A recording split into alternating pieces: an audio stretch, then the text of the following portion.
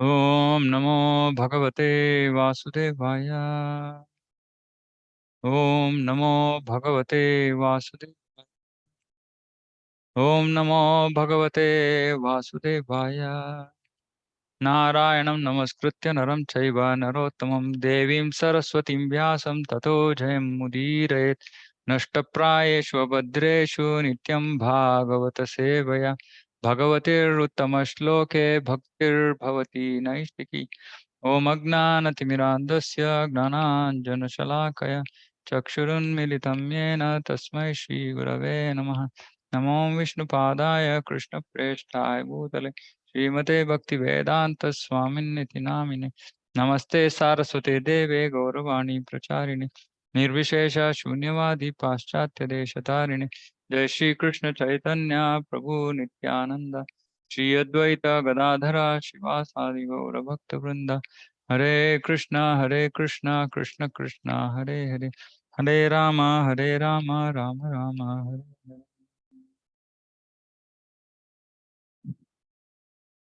Hare Krishna, everybody, to our Bhagavatam study session.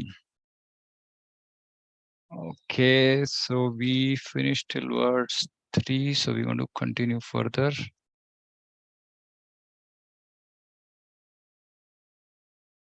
Okay. Verse 4. Naimishe nimisha kshetre ruchaya shaunakadayah satram swargaya lokaya sahasra samamasata. Okay, so now narration of Śrīmad Bhāgavatam is starting, not the actual narration, but narration before the actual narration.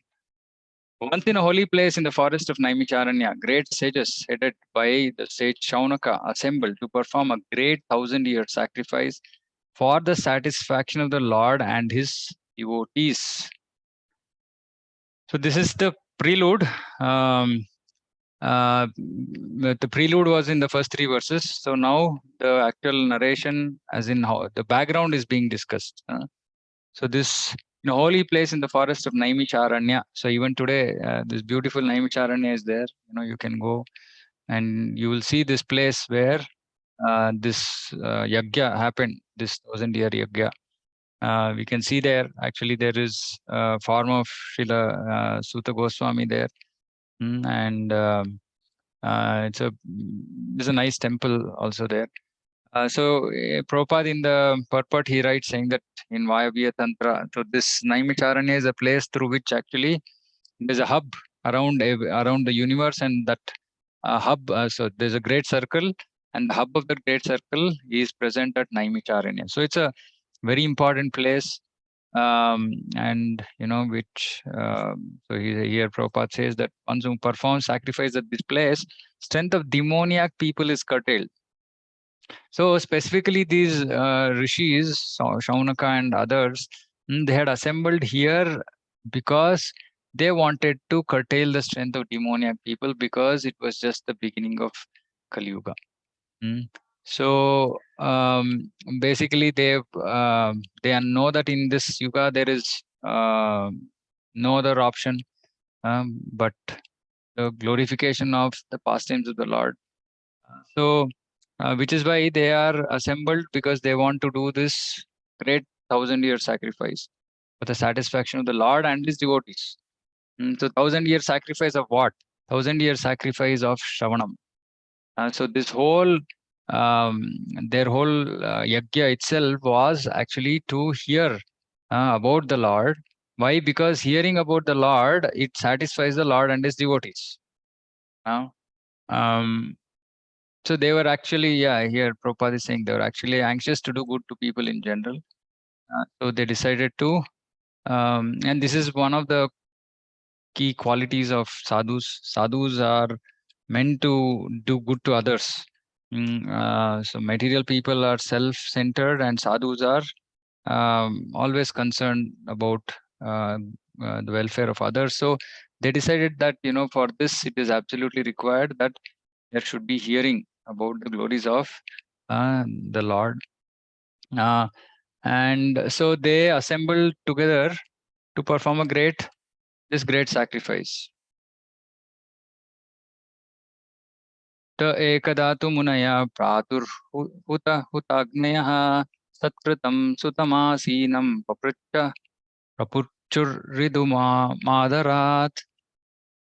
One day, after finishing their morning duties by burning a sacrificial fire and offering a seat of esteem to Srila Shukadeva Suta Goswami, the great sages made inquiries with great respect about the following matters. So after finishing morning duties, so again, the significance of doing spiritual activities in the morning is highlighted here. And of course, because they were Brahmanas, etc., they had other responsibilities also. So they did some fire yajna also. And offering a seat of esteem to Srila Suta Goswami. So this seat of esteem, Srila Prabhupada says that this is the Vyasasan. And because Vyasadeva is the original teacher, and anybody who sits on the Vyasasan must be a representative of Srila Vyasadeva. How does he become a representative? By exactly presenting the viewpoint of Srila Vyasadeva. Exactly presenting the viewpoint of Srila Vyasadeva means whatever has come in the parampara. Actually, also in future verses, we will also see what is the qualification for somebody to sit on the Vyasa. And also Prabhupada is also talking about who is a Goswami. Goswami is one who is restrain all their senses and stick to the path given by previous acharyas. Goswami has two meanings. They restrain their senses and also they stick to the path made by the previous acharyas. So they first offered a seat of esteem to Srila Suta Goswami. So this is, we understand that, this whole parampara process is about hearing from authorities who are come in disciplic succession. So, so they chose Suta Goswami, Srila Suta Goswami, and they'll give reasons why they chose Srila Suta Goswami in the future verses. And with great respect, they made inquiries with great respect. So this also we understand. Spiritual life is about,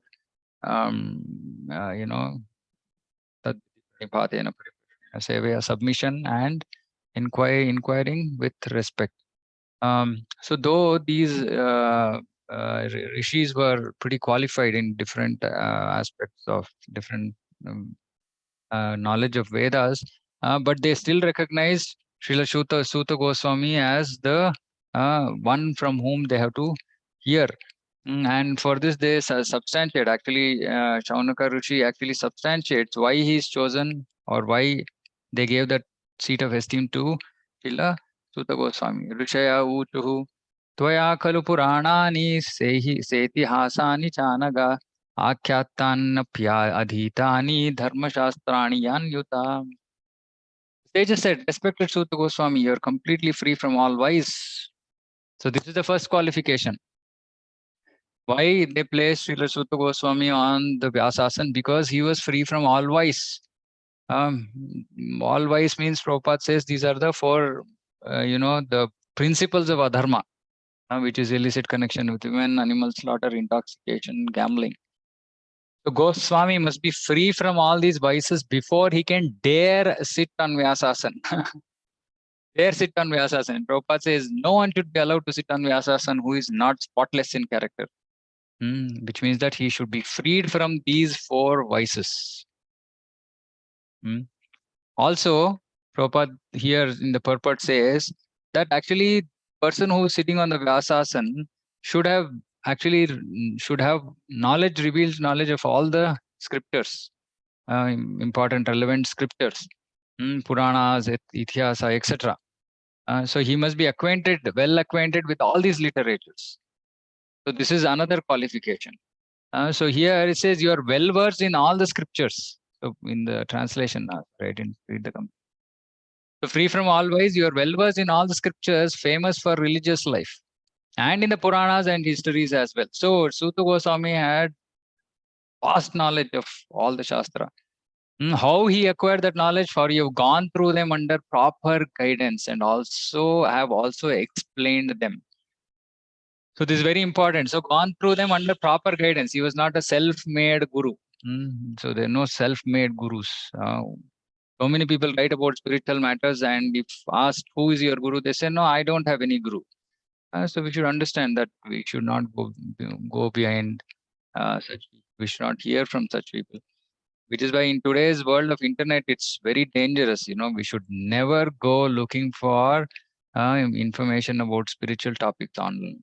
We should simply stick to Prabhupada's books. Prabhupada's books have everything that we require, right? So here is saying he has gone through them under proper guidance. Proper means that it is authorized. Authorized Shravanam he has done. And also he has explained them. So this is very, very important. So one who has a Prabhupada here is writing, to hear and explain them is more important than reading them. So that is why we talk about prachara, right? Preaching. Because we have to hear and we should tell this to others. Only when we are able to explain it to others, the internalization of the topic actually happens. Because when we try to explain, then before we can explain, we should know the topic. Otherwise, we can't explain.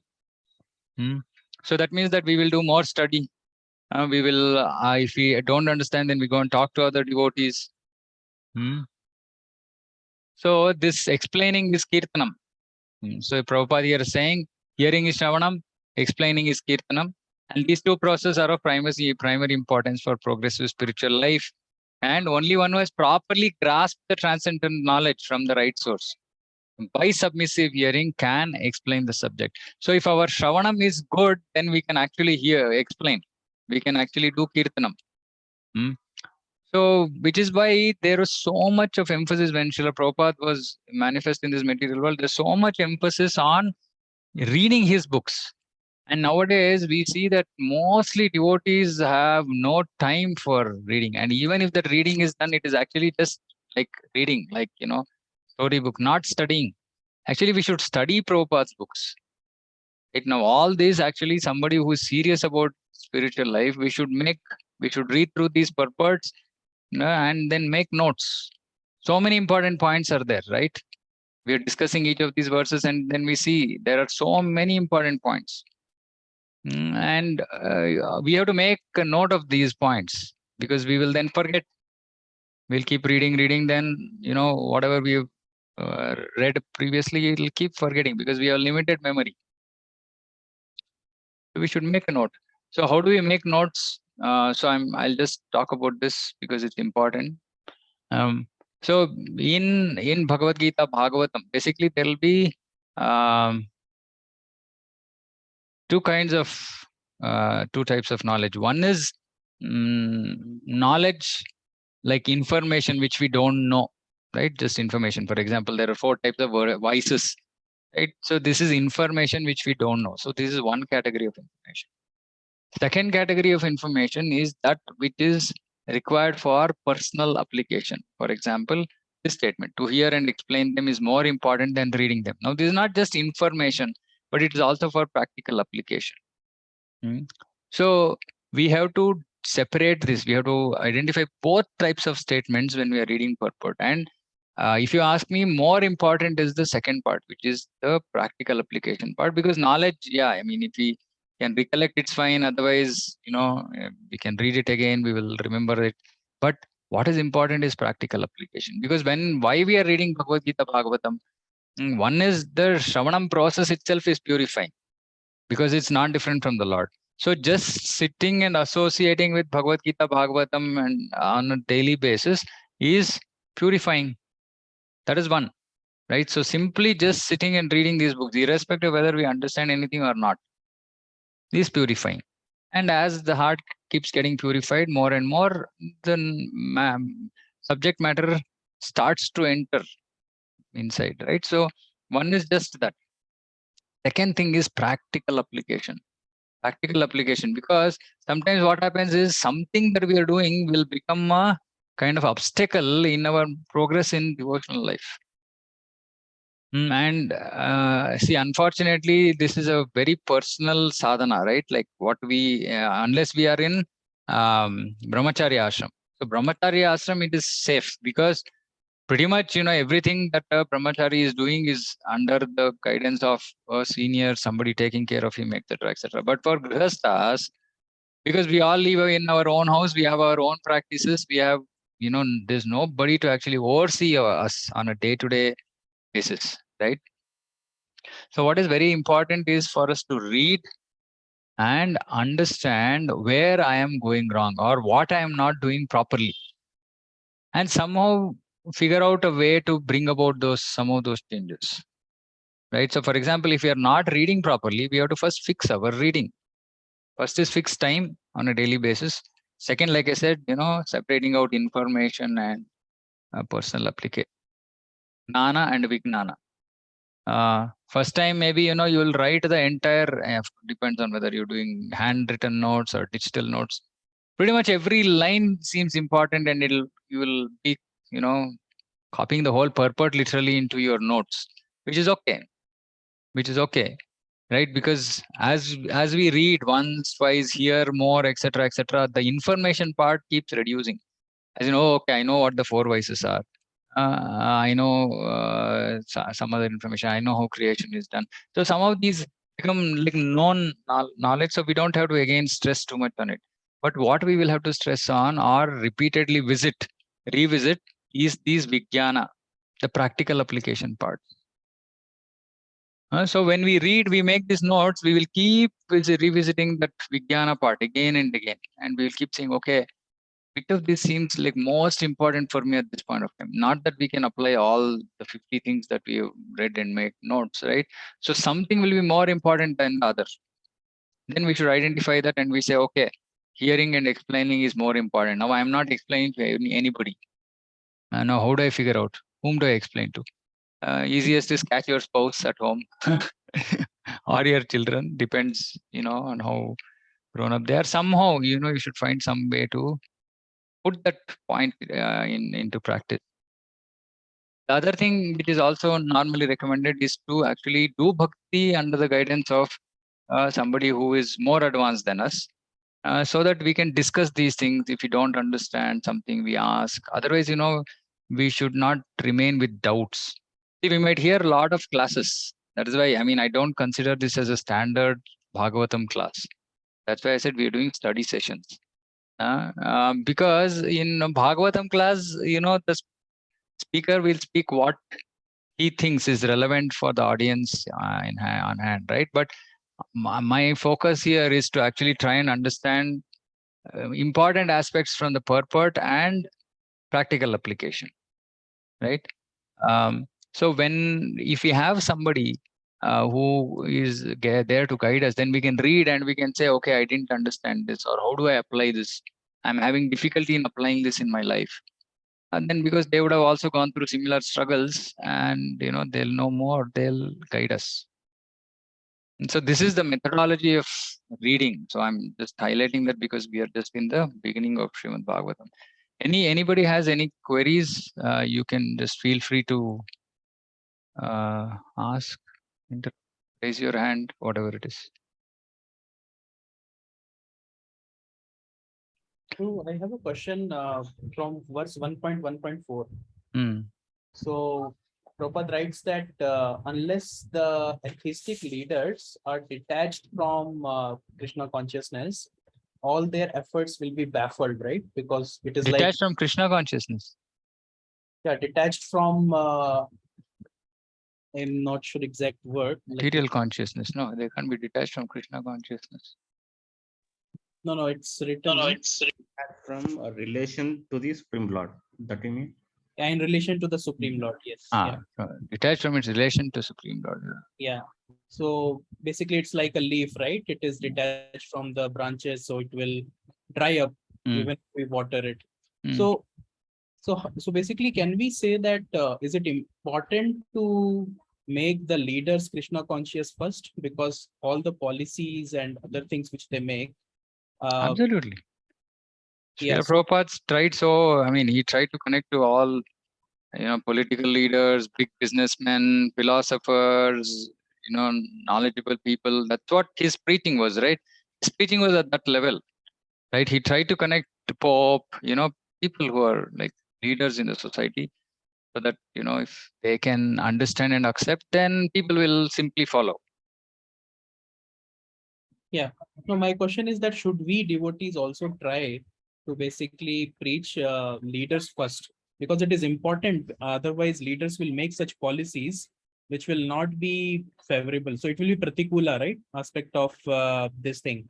And I think our job might become easier to take preaching to next level and maybe increase it to more masses. So I heard that ISKCON tried it earlier, but somehow it could not rectify. So Yeah, I think, I mean, while the attempt has to be made, but again, it depends on who is qualified to do that, right? So we have to know that. And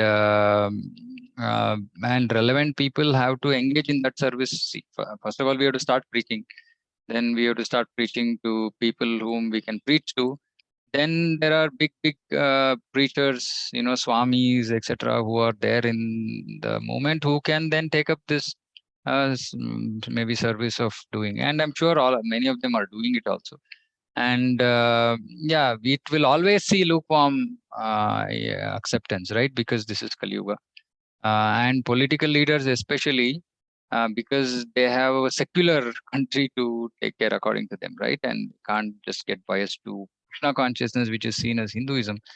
So it has its own set of challenges, and it will take possibly generations of devotees, right, to be able to do something worthwhile. But it's a huge effort. It is important, and it's a huge effort. So there are, see, like this ISKCON has multiple focus areas. Like, our Guru Maharaj, Bhakti Vikas Maharaj, his focus is maintaining, retaining standards. Because as we keep forgetting standards, then our practice of Krishna consciousness itself will become so diluted that we will ourselves not be strong enough for us to go and preach, right?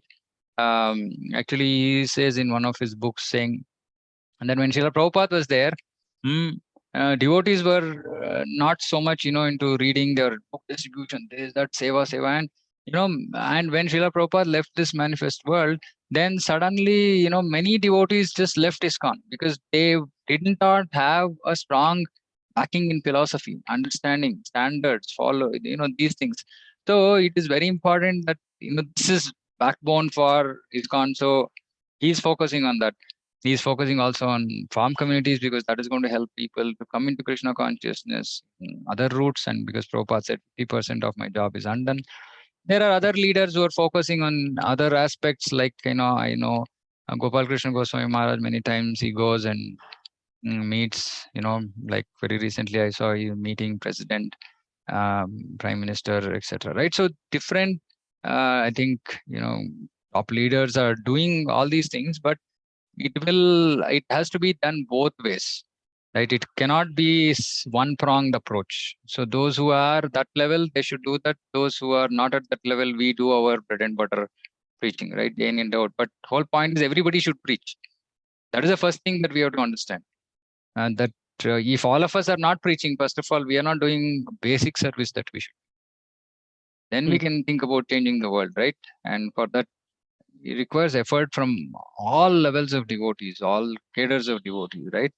All of us at our own levels have to start preaching, irrespective, whether initiated, not initiated, Prabhu, Mataji, children, whatever it is, all of us have to preach. And then those people who are at that level, they'll preach at that level, etc., etc. And then, it'll, yeah, it's a huge yeah, effort. yeah, makes sense. Actually, I was asking this question, Prabhu, because I heard in some of the lectures that we should abstain from going into political preaching. So that was my doubt, that because it's not in line with what Prabhupada says. No. I don't know who said and what is the context. Some of these we should also try to understand context, right? Political preaching, I don't think we should avoid, because Prabhupada himself did political preaching. He tried to meet Indira Gandhi, etc., right? But we should not try to get into politics ourselves. Right? That Prabhupada has clearly said, saying that we don't want to become politicians. We don't want power. We want to become brahmanas who will guide those kshatriyas, right? Or in Kali Yuga, Shudras. So it depends on what the context is. We need to understand better to comment. Okay. Can we proceed? Anybody else has anything? Mainly, please focus on the reading and how to make notes and all these aspects, because they're very important. Okay. 7. Yani Veda Vidam Shreshto Bhagavan Bhadarayanaha Anye Chamunaya Suta Paravara Vido Viduhu. Again, continuing, he is still saying what are the different reasons why Srila Sutta Goswami has been chosen to sit on the Vyasasana. Being the eldest learned Vedantist. Now, eldest is not in terms of age. Eldest is in terms of learning. So this is another very important thing in Vedic culture. Age is not considered as any kind of criteria for deciding who is superior, who is inferior, right? It is realization, amount of knowledge and realization one has. So Sutta Goswami was eldest learned amongst all of them. He was the most qualified. Actually, and this is one very, very important thing. Actually, we failed to follow this Vaishnava etiquette many a times. At least I can speak about myself. Right? We might have knowledge. Actually, knowledge doesn't mean that we just like in a normal corporate setup, right? Like if there are 10 people in a meeting, anybody can speak anything, right? In the sense, there's no necessarily any sense of seniority, this, that, and all that, right? So whoever wants to contribute can contribute. Of course, there's be some decorum in terms of how to engage in a conversation, commenting, etc. But in spiritual circles, and which is very, very important, is to first recognize the most senior person in amongst the assembled devotees, and always giving them the, as in placing them first in line, and then they can then decide whether they want to take up that service or they want to give it to somebody else. So for example, if we are in a temple, and suppose a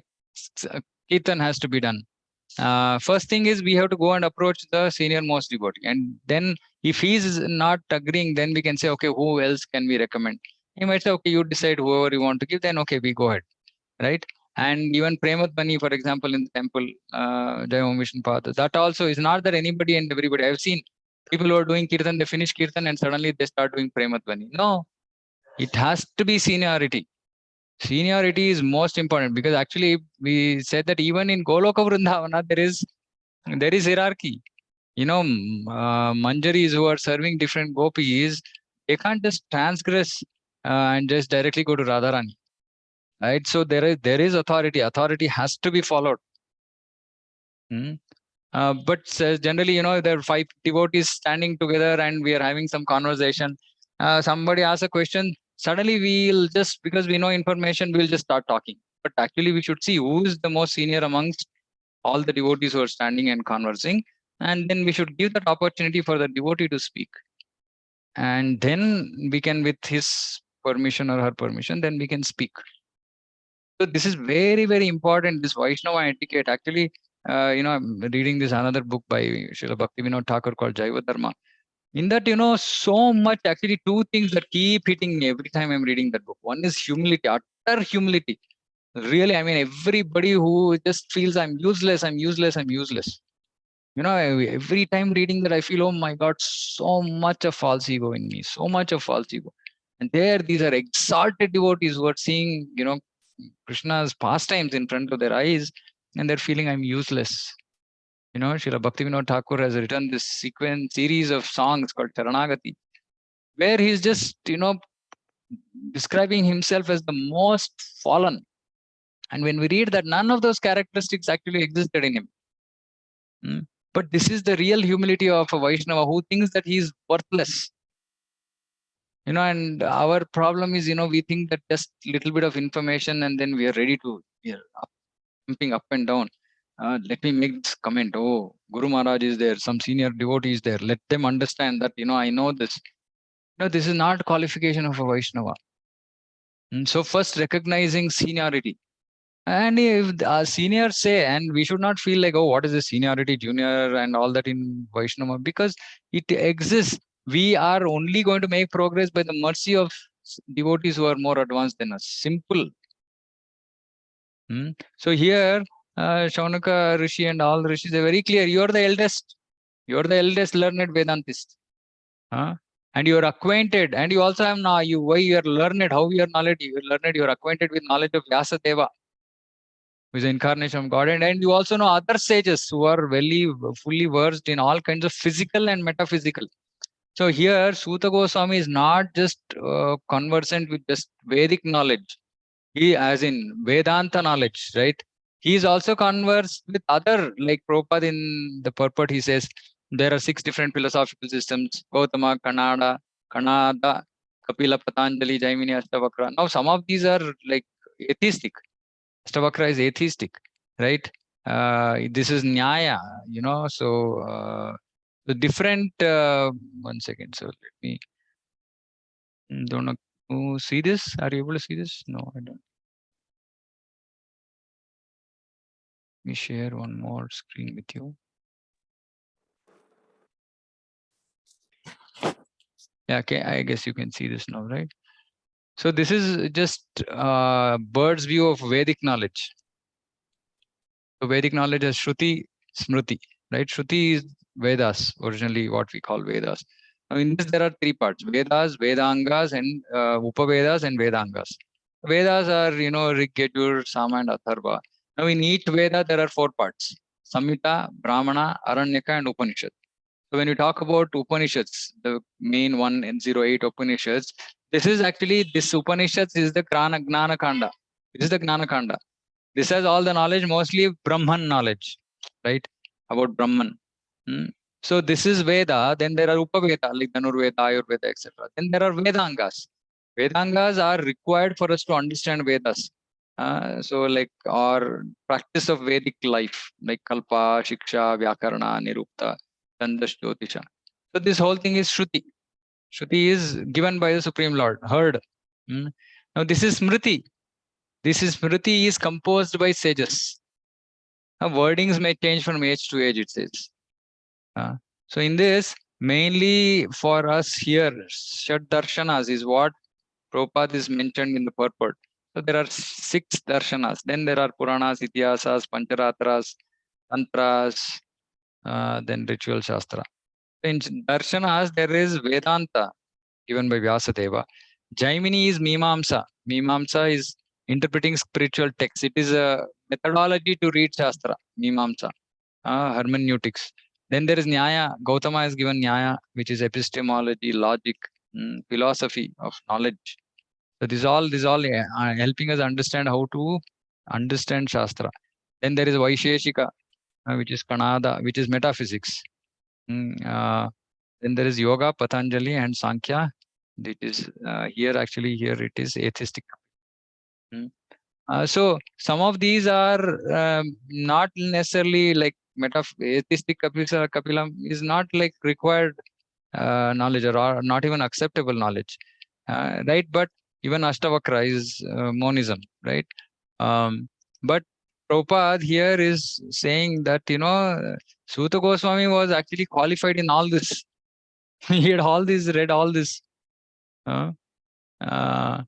So some of them, like Vedanta Sutra, is talking about theism, but others are not even theism.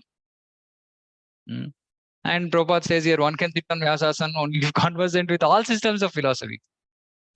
So once when I read this, I got into serious doubt, saying that people call me to sit and Vyasasana and speak. So I asked one very senior qualified devotee with his grace, Vidwan Gauranga Prabhu. I asked him, Prabhu, this statement is there in purport. What should we do? We are asked to give Bhagavatam classes. What should we do? So he said, see, in a desert, even a drop of water is valuable. He said, which means that, yeah, we don't have this qualification. This is ideal, but we are in like a desert kind of situation, right? So whoever is available, if they can speak the message as it is, not dilute the parampara. But yeah, we might not know much beyond what we are reading and what we are explaining, but that's good enough. This is otherwise preaching will not happen. Yeah, so they were very clear that he's qualified, he has all the knowledge, and because he's more advanced, so they're choosing him to sit on the Vyasasana. 1.1.8. Ve tattvam saumya tat sarvam tatvatastad anugrahat Bruyus Nigdhasya Shishyasya Gurovo Guhyam Apyuta. Now it's not just that you just have knowledge. It's not that you're just like, arrogant, learned, arrogant person that we are choosing. He has so many beautiful qualities, right? Like, see, you're submissive. Vetatvam Saumya. Saumya. Saumya Swabhava. In Kannada, we say Saumya, right? Very humble, nice, simple. Saumya tat sarvam tatvatah tad anugrahat bruhu snigdhasya. One who is submissive. Snigdhasya shishyasya. So here, because you are submissive, like I said, this is another major qualification, right? Quality in a devotee. The more submissive we are to authority, and see, submission doesn't mean another lot of confusion about submission. Submission doesn't mean that we stop using our brains. Somebody was saying that initiation means that I surrender my intelligence to Guru. No, we don't surrender our intelligence to Guru. This is a great misconception. We submit ourselves to Guru, but we hear with intelligence and discrimination. We submit ourselves to Guru, which means that we are absolutely open and willing to hear what he is saying. And when we think that that is why Srila Narottam Das Thakur says Guru, Sadhu, Shastra. So all the three have to match. And how will we know if what Guru is saying is matching with Sadhu and Shastra? We should have read Shastra, we should hear other sadhus. Like for us, ideally, like Srila Prabhupada is our sadhu. He's the one who has given all the knowledge. So only once we have read all the purports, we understand this Vedic knowledge, this knowledge that are there in these books, then we can discern between, and for us also that is also Shastra, right? Then we can say if anybody else, if they're speaking which is not in line with this, how will we know if we shut down our intelligence? One of the aspects of intelligence is discrimination, meaning what is right, what is wrong. That is an aspect of intelligence. So we can't just surrender our intelligence to Guru. Right? So it's a very wrong understanding. But we should be submissive. Be very submissive. When we get any orders from seniors, we should just simply say, yes, let me do it. And this is the secret for making progress. Secret for making progress. So here is saying, because you are submissive, your spiritual masters have endowed you with all favors. Not spiritual master, not one. Because Shiksha Gurus can be many. Diksha Guru can be only one, but Shiksha Gurus can be many. Shiksha Guru and Diksha Guru, there is no difference. Both of them are at the same level. Typically, the Diksha Guru is also Shishya Guru.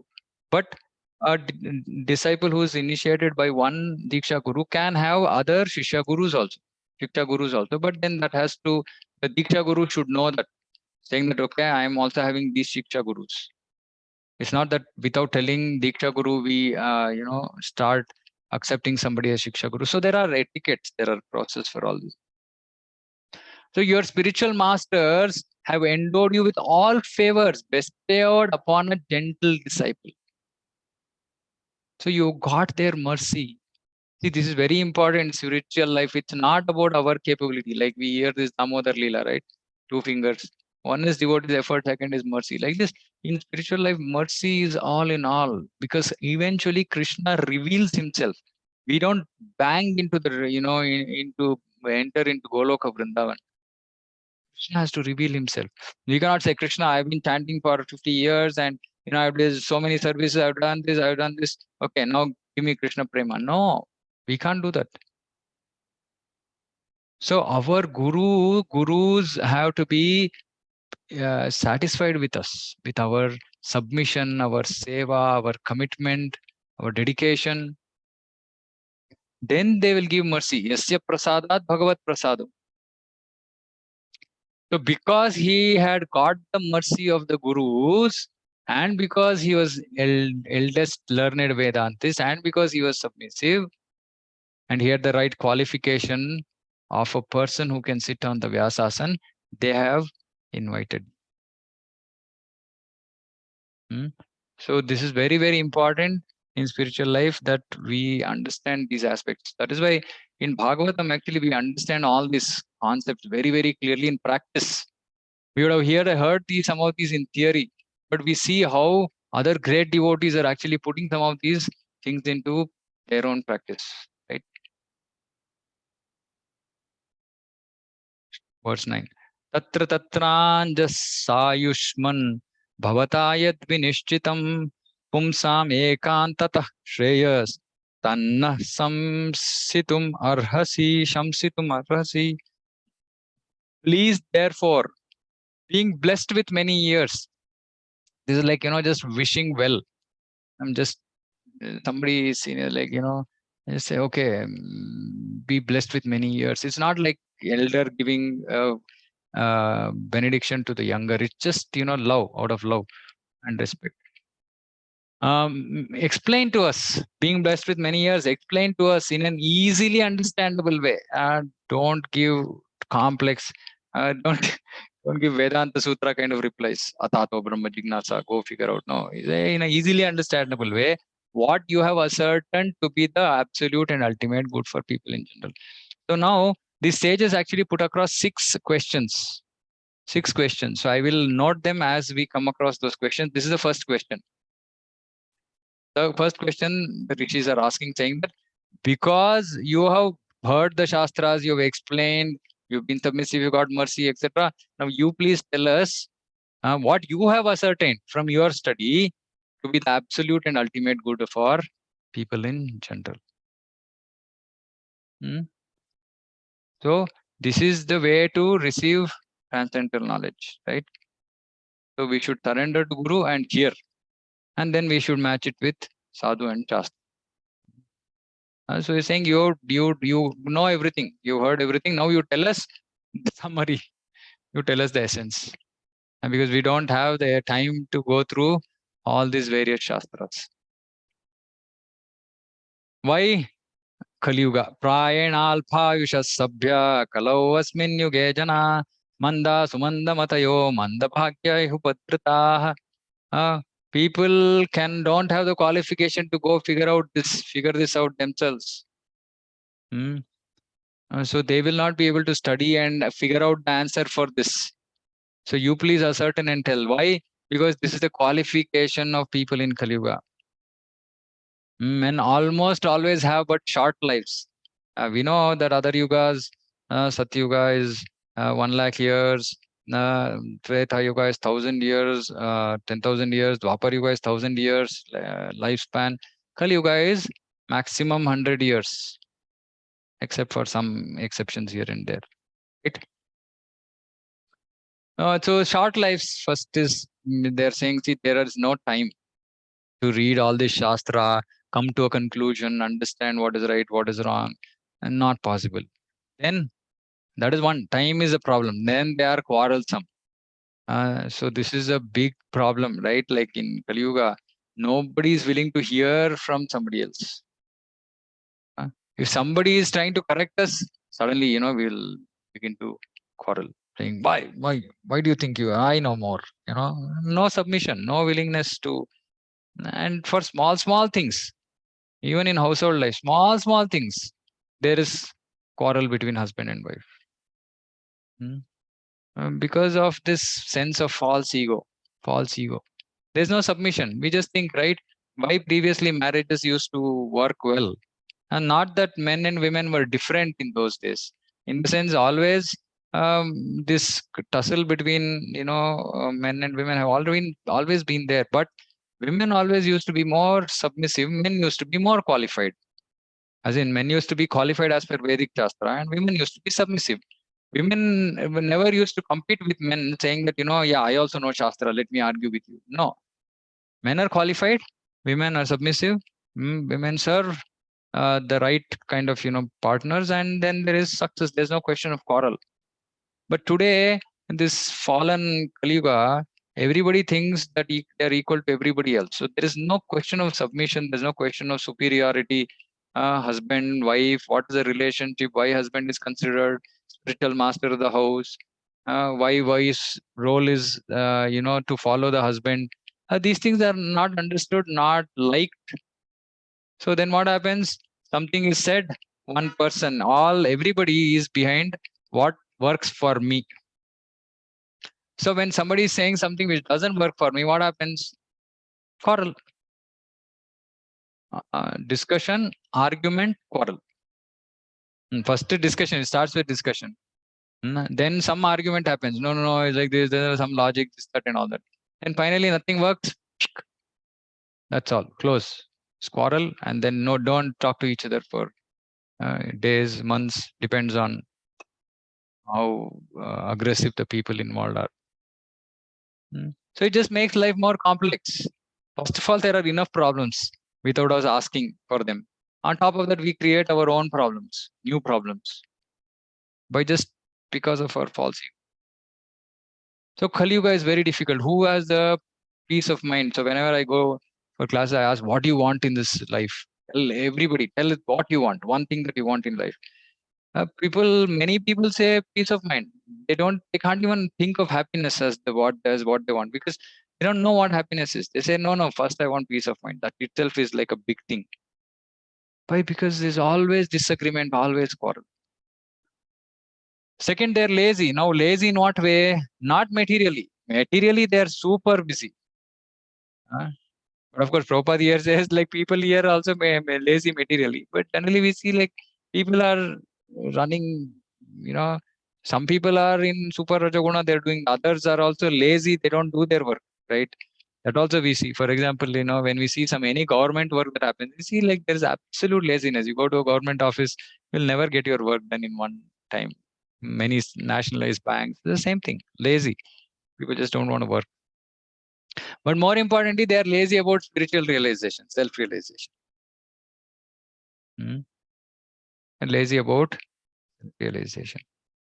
Actually, another thing Prabhupada here actually says in the purport, he says that a very nice statement actually. Duration of life is shortened not so much because of insufficient food, but because of irregular habits. Overeating, over sense gratification, over dependence on another's mercy, and artificial standards of living sap the very vitality of human energy. So duration of life is shortened, he's saying. So that is for the why short lives, quarrelsome. We discussed lazy. People are lazy about self-realization. They're lazy about material things also. They just want to enjoy. That is all their focus is. Then they're misguided. So many people, so many theories. Nobody has any clarity of what is right, what is wrong. Somebody says something, you listen. Somebody, that is why you go on the internet. Multiple people are teaching. So many people are teaching. Now, what they're teaching, whether that's right, wrong, nobody has an understanding. Whomever we want to follow, we will follow. Then people are unlucky. People are unlucky basically because this is a time of, Kali Yuga is like that. Everything is less. Happiness is less, and like age of people is less. Wealth is less, knowledge is less, everything is less. So in all respects, Kali Yuga people are unlucky. And of course, also because this is the worst of the ages, right? Worst of the ages. And above all, always disturbed. So this is the most important, upadrutaha. Above everything, people are always disturbed. And Prabhupada here actually is saying that why people are victims to so many different types of sense gratificatory diversions. So their mind is always disturbed. Why? Because see, this disturbance is important thing to understand. Our mind is disturbed when our mind is filled with material thoughts. We're disturbed and full of anxiety when our head is full of material thoughts. Why? Prabhupada is saying due to so many different engagements, people don't even have time to sit and breathe. They don't even know whether they're really breathing. As in, just there is no time. So see, these are the beautiful statements, purports that we should mark. If we are disturbed, we can clearly understand this is because of too many engagements. So then that means that I should cut down something. I've taken up too many things. And if there are too many things, one after the other, from morning till night, one after other, we are just engaging in one activity after other, we will be full of we'll be fully disturbed and full of anger. So this is very, very important that That is why this whole varnashrama, there is grihastha ashrama, then there is vanaprastha. So we have to plan to enter vanaprastha. Vanaprastha basically means that end of material duties. Unfortunately, today what people do after 50, of course, because marriage is late, children late, their marriage is late. So people have not washed their hands of their responsibilities by the age of 50. So maybe 55, 60. But then what they do after that, then they take care of their children, and their families, their grandchildren, etc. And then waste their life like this. So we have to draw a line, vanaprastha, draw a line and say, okay, after this, grihastha life is over, vanaprastha, which means that no more material responsibilities.